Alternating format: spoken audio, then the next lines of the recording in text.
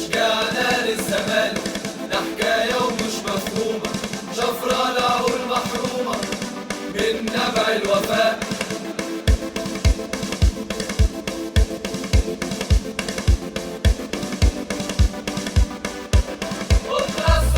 لما تيجي الاستاد امشي في التالتة يمين، غني في الممرات فرصة الابيض جايين.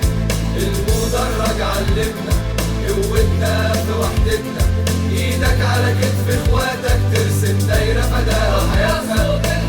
هنا شفنا ظلم كتير وسلاحنا الإرادة، حربنا عالتشجيع بقت في الدم عادة. شعب الغربة ده قادر على حرب أي خسيس، دي حياة أجيال اتربت ملهاش في التعريف. ليه وليه وليه وليه وليه وليه وليه وليه وليه قلنا صوت الحياة. ليه وليه وليه وليه وليه وليه وليه وليه.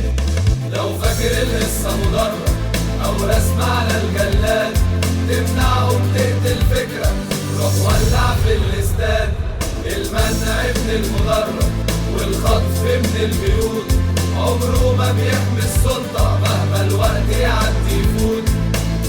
حاولتوا ياما كتير تقضوا على الجماهير، في شاشات بتبيع الوهم وتحارب التغيير، وتدور الدايرة تاني ويروح مجلس والتاني جمهورك اللي باقي وهي دايرة الحياة.